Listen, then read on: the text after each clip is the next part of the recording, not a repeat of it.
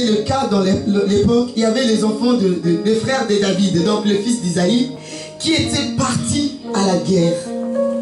Alors, depuis qu'ils étaient partis, la Bible dit, ça fait 40 jours depuis que Goliath était en train de menacer les enfants d'Israël. Et Isaïe, qui est le père de David, quand David était le plus jeune, il était resté à la maison. Isaïe a appelé son jeune fils, il a dit, David, viens, tu prends ces vivres. Je me soucie pour tes frères qui sont à la guerre.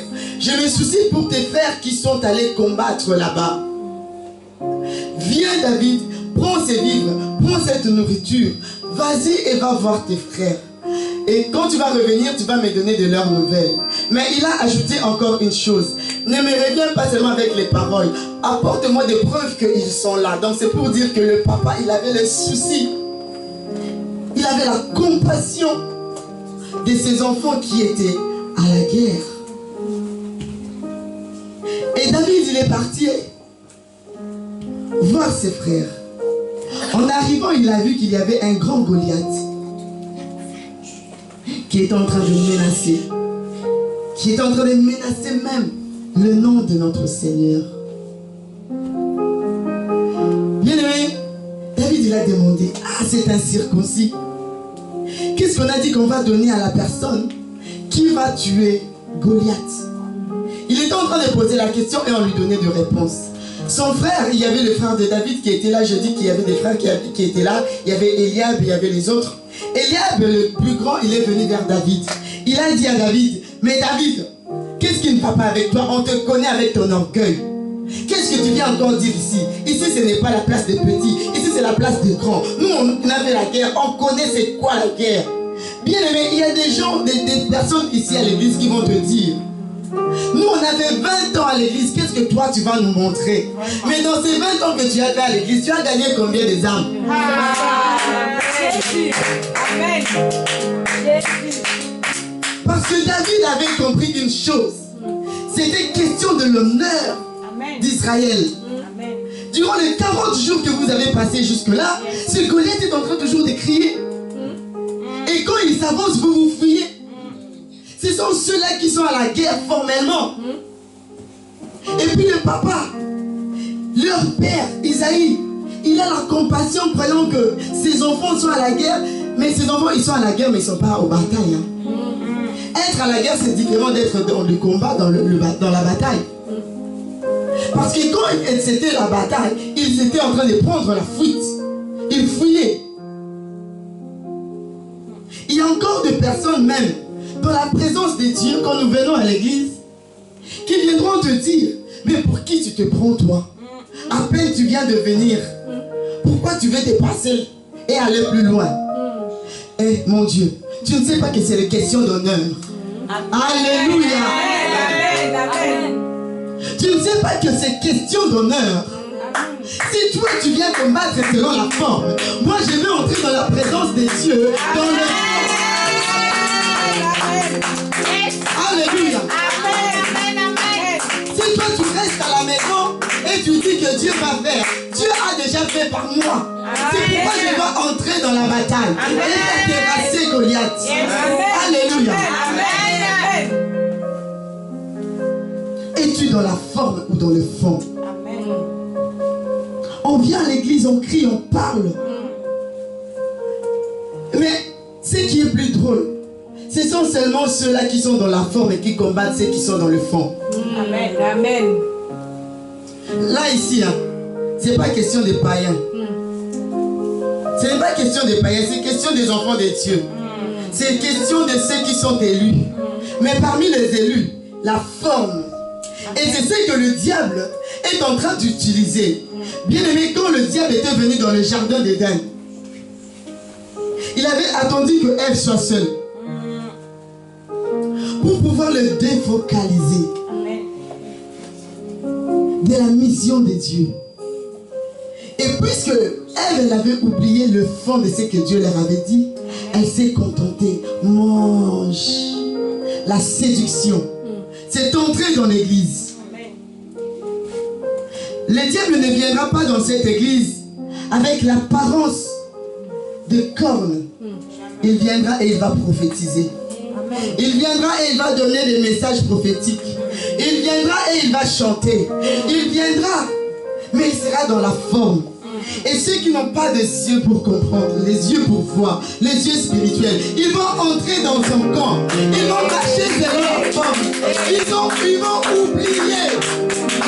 Ils vont oublier. C'est que le Seigneur recommande en premier. Malheur à nous les hommes. Amen. Parce que ce jour-là, il va nous dire, je ne te connais pas. Seigneur, je parlais en ton nom, je ne te connais pas. Parce que quand tu es dans ta chambre, tu t'essouilles. Parce que quand il n'y a pas l'apôtre Timothée, tu mets des mini. Tu vas dans des boîtes de nuit. Parce qu'il n'y a pas apôtre Timothée. C'est que tu oublies, bien-aimé, il y a les yeux de Dieu. Là, il y a les yeux de Dieu. Il n'y a pas de barrière. Il n'y a pas de frein. Même dans un lieu sombre, il va te voir. Et il saura te jauger. Si tu es seulement formel. La compromission, faites-le avec les hommes. Mais pas avec Dieu. Pas avec Dieu. Et ce que j'ai aimé encore avec David, il avait dit, Seigneur, renouvelle en moi un esprit. Gloire à Dieu. Pur. On peut bien être dans le fond. Comme aujourd'hui là, j'aime Dieu, je suis dans le fond. Je sers Dieu même dans ma toilette, je suis dans le fond. Amen. Même là où je vais étudier, travailler, on me connaît, je suis chrétienne, je suis dans le fond. Gloire à Dieu, c'est pour ton honneur. Amen. Mais si la Bible est en train de dire que David a dit, renouvelle en moi un esprit pur. Si on parle de renouvellement, c'est qui veut dire que ça s'arrête, ça expire. Avoir un esprit pur expire. Avoir un esprit pur, c'est comme si on a un abonnement. Tu as eu l'abonnement d'un esprit pur. Mais après, l'abonnement va aller à expiration. Ce que tu dois faire, tu dois courir là où il faut pour qu'on puisse renouveler ton abonnement. C'est alors que nous, les enfants de Dieu, pour que nous puissions arriver à marcher encore longtemps dans le fond, nous avons besoin d'être renouvelés dans nos esprits. Amen. On a besoin d'être renouvelés dans notre esprit. Sinon, attention. Il y a des pasteurs qui ont commencé. La Bible dit, vous avez commencé dans l'esprit, mais vous avez fini dans la chair. Comment tu peux commencer en esprit et tu finis dans la chair? Parce que l'ennemi, il est juste là à côté. Et la forme, quelqu'un qui commence, qui prie, qui demande à Dieu, un homme de Dieu fervent, une servante qui a une voix qui chante, et quand elle chante, les gens ont des délivrances. Elle a oublié une chose, que ça va arriver aussi à expiration. Et quand ça arrive à expiration, tu crois que la grâce est là. Tu crois que la grâce est là. Tu chantes et les gens ne tombent pas. Tu dis, je vais utiliser seulement ma voix. Même si les gens ne tombent pas, mais seulement la voix peut chanter. Bien aimé, le Seigneur n'a pas mis seulement le formel en toi. Il a mis aussi le fond. Tu dois utiliser le fond. Tu dois utiliser la profondeur que le Seigneur a mis en toi. Va-t-il dans la présence de Dieu. Va renouveler ton esprit. Sinon, tu risques de commencer en esprit et finir dans la chair. Il est là à côté. Il ne va pas te laisser tranquille. Il va t'emmener, moi j'appelle ça le tapis rouge. Amen. Tu entres dans la gloire. Tu oublies que la gloire doit lui revenir. Et c'était juste la première saison pour toi. Pour la deuxième saison, comme ici dans l'église, le Seigneur est en train de nous faire entrer dans une autre saison bien-aimée. Il faudrait qu'on ait les yeux spirituels et les oreilles spirituelles pour comprendre. L'homme de Dieu nous avait parlé les dimanches passés d'avoir un esprit de prière. Amen. Il faudrait comprendre que ce qui veut dire qu'il y a une saison qui arrive. Et par rapport à cette saison, on a besoin d'être renouvelé en esprit. Sinon, nous allons tomber dans le formel. Dans du plagiat. Nous allons tomber dans n'importe quoi. Nous allons demander à Dieu de renouveler en nous un esprit. Tu peux bien commencer avec ce zèle-là, mais sache que demain, si tu ne fais pas attention, tu vas tomber dans le formel. Amen. Si on ne fait pas attention. C'est pourquoi j'aime encore dire que l'un des détails qui permet que l'on soit dans le fond, l'un des détails qui permet que tu puisses encore résister longtemps dans le fond, c'est de connaître Jésus. Bien aimé, si tu ne connais pas Jésus, tu vas te battre. Tu vas faire les efforts charnels, formels. Tu finiras toujours par tomber. S'il y a une chose qui nous permet de rester dans le fond, c'est que l'on ait cette assurance que l'on connaît Jésus et que Jésus nous connaît. Cette assurance, je ne dis pas que l'on soit comme toutes les personnes qui disent que je suis chrétien et qui peut même proclamer je suis enfant de Dieu, je suis serviteur, je chante, mais que Dieu dit je ne te connais pas. Il faudrait avoir cette assurance que Jésus me connaît. Amen. Amen. Jésus, il me connaît. Amen. Tu vas pleurer si on te dit tu viens tout joyeux vers maman Nadine. Bonjour maman Nadine, tu te souviens de moi? Bonjour. Tu es qui? Tu es qui? Oh là là. Amen. Toi tu veux dire pourquoi j'ai fait ça, pourquoi j'ai fait ça, pourquoi j'ai fait ça. Tenez que j'ai resté là où j'étais. Ça fait mal. Mais quand par contre on a cette assurance, tu dis bonjour Jésus, je suis là. Oh viens Nadine, comment tu vas? Là tu as des ailes. Tu sais, ce jour-là tu m'avais pas répondu, je t'avais appelé. Tu as des ailes. Amen. Mais si on ne te connaît pas, c'est pourquoi pour être dans le fond, on a besoin de connaître Jésus et être dans l'assurance que Jésus-Christ me connaît. Amen. Bien aimé, être dans l'assurance que Jésus-Christ te connaît, ce n'est pas quand tu as les biens formels de ce monde. Bien aimé, tu peux dire, cet homme-là, il a des avions. Ah, Jésus l'a béni, hein? Il a une famille, Jésus l'a béni, Jésus le connaît. Il a des enfants, Jésus les connaît. Va leur poser la question. C'est ce qu'on était en train de parler hier avec le frère Caleb. Va leur poser la question.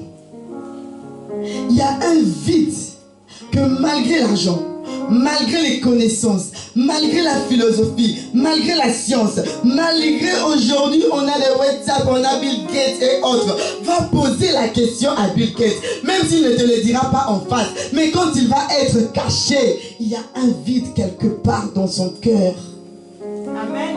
Et ce vide s'appelle Jésus. Amen. Amen. Alléluia. Amen. Bien aimé, tu peux te dire, je prie Dieu, je serai béni, j'aurai des enfants. Mais dis-toi si par improbable, que ce que tu demandes à Dieu, il ne te donne pas. Le mariage, tu ne l'as pas. Les enfants, tu ne l'as pas. Ce qui veut dire que ce Jésus-là n'est pas là. Mais il y aura toujours un vide dans ton cœur. Et ce vide-là, c'est l'assurance d'être appelé enfant de Dieu. Même si je marche dans la vallée de l'ombre de la mort, je ne crains aucun mal. Alléluia. Je ne crains aucun mal. Bien-aimés, ayons cette assurance que Jésus nous connaît. Et que nous aussi nous connaissons Jésus. Ça va nous permettre de ne pas vivre dans l'hypocrisie comme Onan et de jeter, d'essuyer sa sémence par terre. Ça va nous permettre de ne pas marcher dans tout ce qui est formalité. On peut bien chercher à bien s'habiller, Mais si dans ton fort intérieur, tu ne connais pas Jésus, tu es juste dans les formes.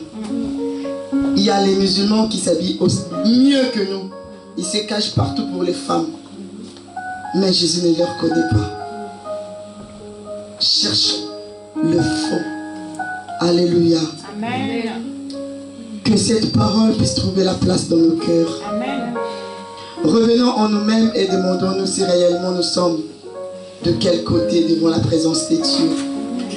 Et que le Seigneur nous bénisse. Amen.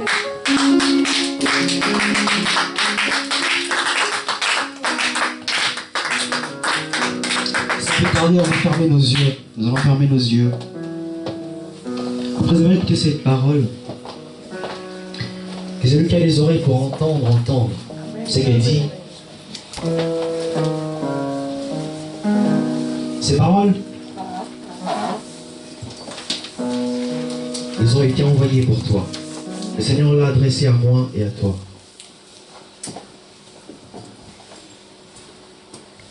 Juste, chrétien pas seulement de forme, mais chrétien de fond. Je ne vais pas paraître seulement chrétien, mais je vais vivre étant chrétien.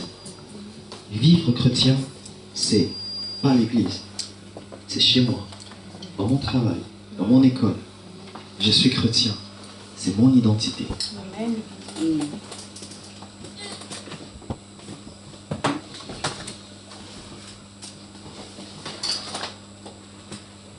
Alors ma conscience va travailler.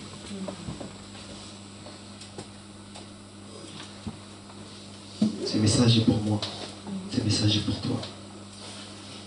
Alors tu sais ce que tu as à faire, je sais ce que j'ai à faire. Alors ne les fais pas trop tard, ne les faisons pas trop tard. N'attendons pas le dernier jour, parce qu'on ne sait pas quand est-ce que Jésus reviendra. Alors c'est le moment. C'est le moment pour moi et toi de prendre des bonnes décisions.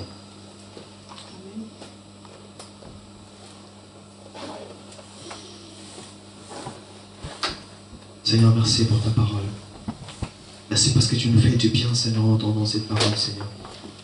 Merci parce qu'au travers de ces messages, Seigneur, une vie, Seigneur, une vie est sauvée. Seigneur, Seigneur t'a dit, Seigneur, il y a plus de joie pour un seul âme qui se répand dans les cieux. Seigneur, pour une âme, Seigneur, une âme qui a reconnu, Seigneur, être égarée et qui est revenue à toi. Et dans les cieux, c'est une grande fête, une grande joie. Seigneur, nous voulons que notre vie, Seigneur, notre vie te ressemble, notre vie te reflète, Seigneur. Nous voulons, Seigneur, partout où nous serons, Seigneur, que nous portions les fruits dignes de la bonne, dignes d'enfants de Dieu. Nous voulons, Seigneur, même sans parler, que notre vie soit déjà un témoignage. Nous voulons être dans le fond, Seigneur, de chrétiens. Dans le fond, Seigneur, le Fils de Dieu. L'enfant était toujours auprès de son père. L'enfant tout le temps était auprès de son père. Mais le fils n'était pas là. Le fils était égaré, il était parti dans le champ, il était parti dans sa vie. Mais le fils est rentré vers le père, a reconnu ce qu'il était. Et a dit, je rentrerai vers mon père, je lui dirai, Père, pardonne-moi. Alors sois ce fils. Sois ce fils qui prend une décision. Le fils qui se dit, à partir de maintenant. Sois ce fils qui se dit, à partir de maintenant, j'aimerais ranger ma vie. J'aimerais me mettre dans le droit chemin. Je ne vais pas rater les cieux. Je ne vais pas rentrer les cieux. Je vais pas rater les cieux pour ça.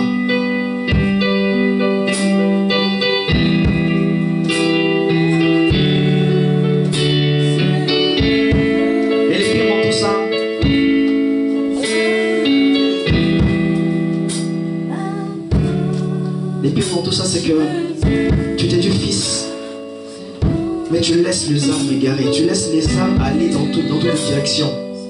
Tu es fils, tu es chrétien, alors ne laisse pas les âmes partir à droite et à gauche. Tu as en toi ce potentiel, tu as en toi ce que Dieu a mis en toi. Ce n'est pas pour le garder pour toi. Ne sois pas ce serviteur infidèle. Prends ce que Dieu a mis en toi et voilà, prends, sème partout où tu passes. la sémence que tu as en toi, tu ne dois pas les garder dans ton sac. Parce que quand le maître de la sémence viendra, il te demandera qu'est-ce que tu as fait de ce que je t'ai donné. Seigneur, j'étais un chrétien de fond, mais Seigneur, mais j'ai pris ces fonds, je les gardé dans ma chambre. Sois un chrétien, pas seulement de parole. Vis cela, je veux vivre cela. Dans ma vie de tous les jours, je veux le vivre. Dans mon parcours vers le ciel, je vais le vivre, Seigneur. Même Seigneur, même quand je tombe, Seigneur, je me relève, je me serre les jambes, je dis Seigneur, je viens à toi, je vais avancer. Ne reste pas, ne te dis pas que c'est fini pour moi, non, ce n'est jamais fini parce que l'amour de Dieu est encore là, la grâce de Dieu est encore là, Dieu ne te laissera jamais, Dieu t'aime, il est ton Père. Alors prends cela pour toi, prends des bonnes décisions.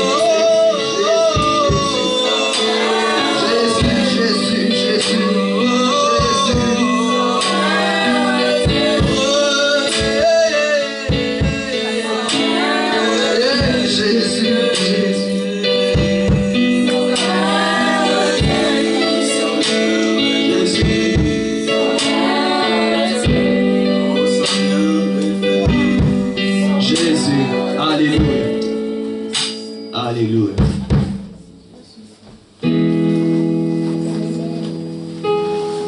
Amen. Amen. Amen. Amen. Est-ce qu'on est dans la joie ce matin? Est-ce qu'on a été béni ce matin? Non, est-ce que quelqu'un a été béni ce matin? Quelqu'un a été béni ce matin? Les musiciens, vous avez été béni ce matin? Bon, on a été béni. Hein? Ah, c'est bien. Maintenant, mettons nos mains dans nos poches. On va aussi bénir le Seigneur. On va bénir l'œuvre de Dieu. On va bénir l'œuvre de Dieu. On va bénir le Seigneur.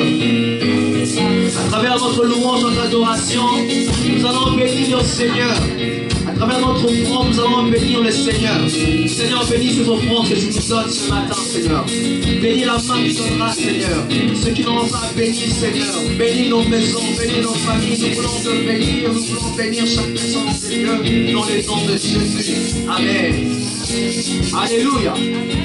Approchez dans la maison du Seigneur avec joie pour donner au nom du Seigneur. Oh, oh, oh, oh.